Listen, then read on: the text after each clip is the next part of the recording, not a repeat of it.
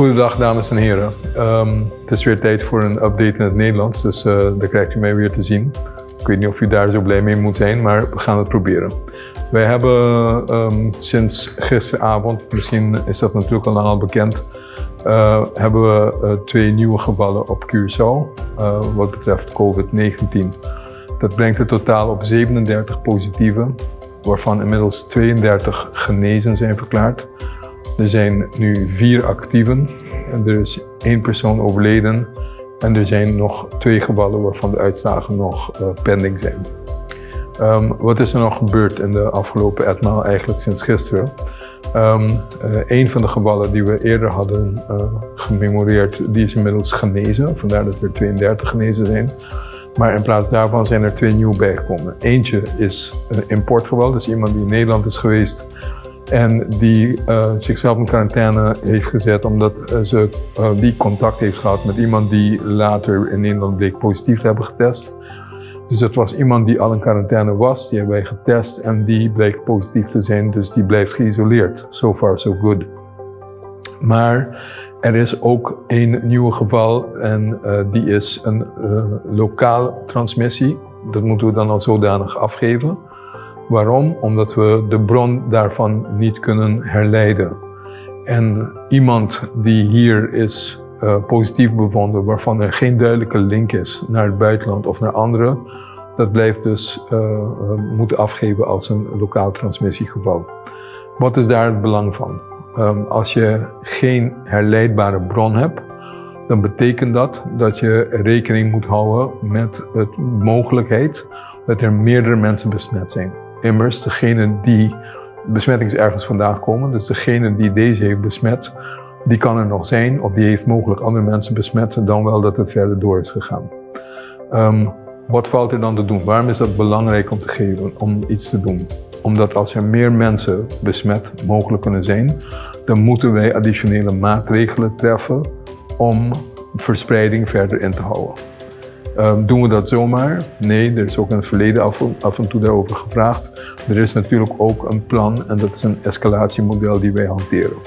Er zijn verschillende fases en die corresponderen dan vervolgens met de acties die we moeten ondernemen. Tot nu toe waren we in wat wij noemen fase 0.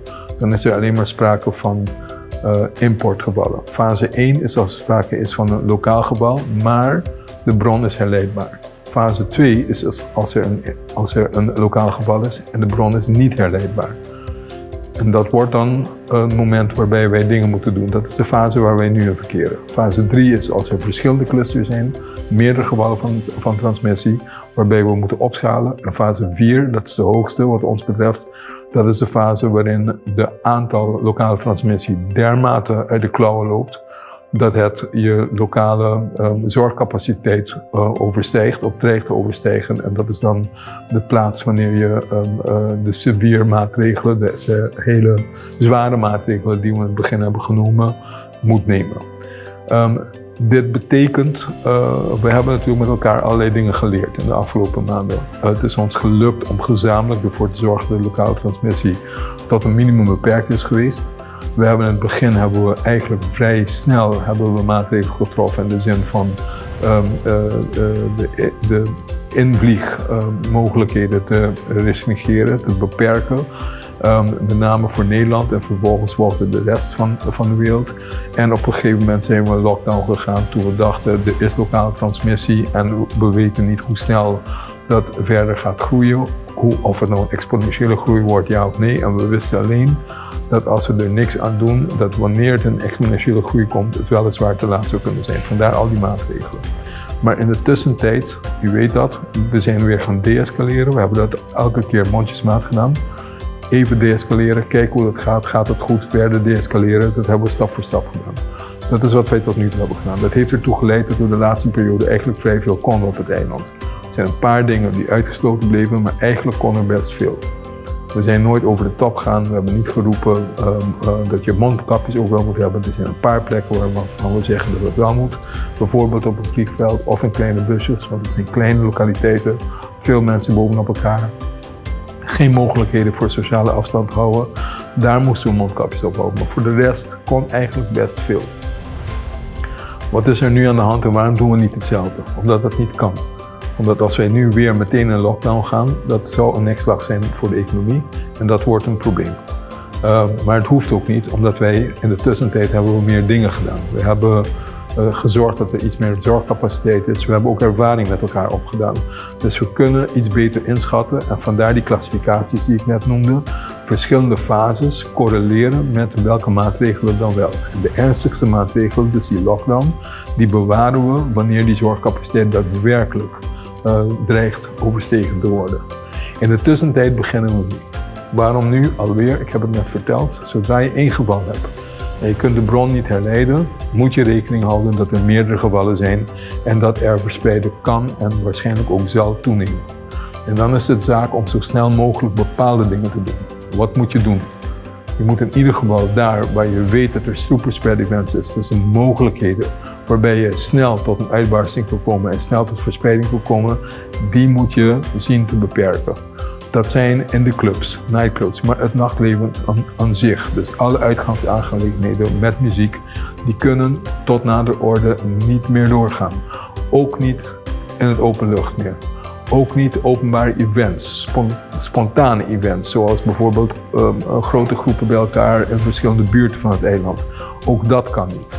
Dus er zijn een aantal dingen die niet kunnen. Feesten in de privésfeer, die zouden nog wel kunnen. Afhankelijk van hoe groot de tuin of de plek is, maar in ieder geval nooit meer dan 50 man. En altijd met het vasthouden aan de norm van 2 meter afstand houden. Sportevenementen kunnen op zich doorgaan, maar de aantal toeschouwers die moeten beperkt worden. Het kan niet zijn dat er duizenden mensen daar naartoe gaan. Ook daar zal ernstige beperkingen zijn. Altijd rekening houden dat er 2 meter afstand kan houden en in grote stadions waarschijnlijk een maat van 250 man. Dit zijn de maatregelen die we nu moeten treffen. Verder moeten we maatregelen treffen die gericht zijn op de persoon zelf. De contacten moeten zo spoedig mogelijk gevonden worden. Er zijn ook meteen gisteravond na de uitslag zijn er ook lijsten gemaakt van de medewerkers, van de close contacts, van de vrienden, etc. Al deze mensen zijn bereikt. De mensen zijn aangevraagd om in quarantaine te gaan thuis. Het is hun uitgelegd. Bij sommigen zijn ook maskers bezorgd al. Er zullen afspraken gemaakt worden om hun te testen, zo kort mogelijk. En we zullen verder ook algemeen liberaler gaan testen.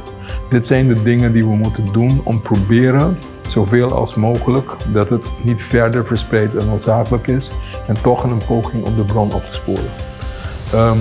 Tot zover dit bericht. Ik hoop dat het duidelijk is. Ik hoop dat het duidelijk is wat we aan het doen zijn en waarom. En dat het noodzakelijk is om nu even snel redelijk toch indringende maatregelen te treffen, maar toch niet over de top te gaan in een poging om verder verspreiding te voorkomen. Dank voor uw aandacht en een goed weekend.